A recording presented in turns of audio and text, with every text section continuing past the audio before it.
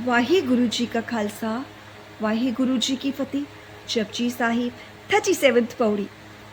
करम खंड की बाणी जोर, तिथे होर न कोई होर, तिथे जोत महाबल सूर, तिनमा राम रया भरपूर, तिथे सी तो सीता महिमा माहे, ताके रूप न कथने चाहे, ना उमरी न ठागी जाहे, जिनके राम वसे मन माहे, तिथे भगत बसे के लो, करे अनंत सच्चा मन सोए, सचखंड वसे निरंकार, कर कर वेखे नदर निहाल, तिथे खंड मंडल वर्पण, जे को कथे त अंत न अंत, तिथे लो लो आकार, जीव जीव हुकम तिवे तिवकार, वेखे विकसे कर विचार, नानक खतना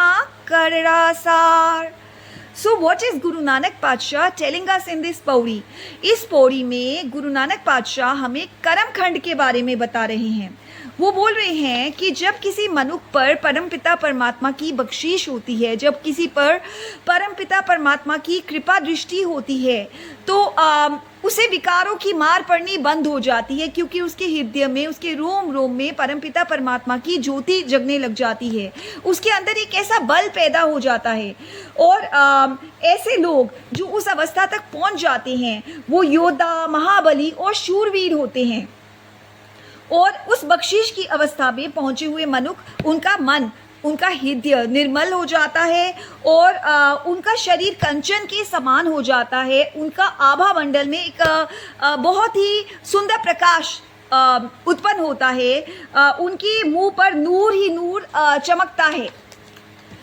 इस अवस्था में जिनके मन में परमपिता परमात्मा की ज्योत बसती है, उनकी आत्मिक मृत्यु नहीं होती और माया और संसारिक पदार्थ उनको ठग नहीं सकते।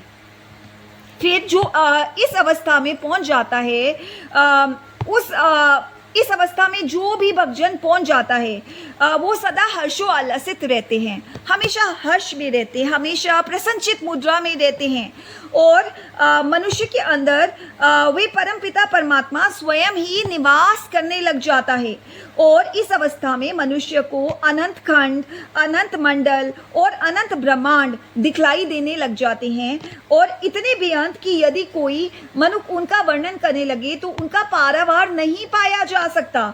उस अवस्था में अपार, भवन और आकार दिखलाई देते हैं, जिन सबसे उसी तरह उसका काम चल रहा है जैसे अकाल पुरुष का हुक्म होता है।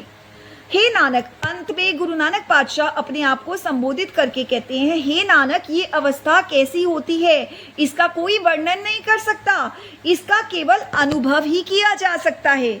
वाहिगुरु जी का खालसा, वाहिगुरु जी की फतेह।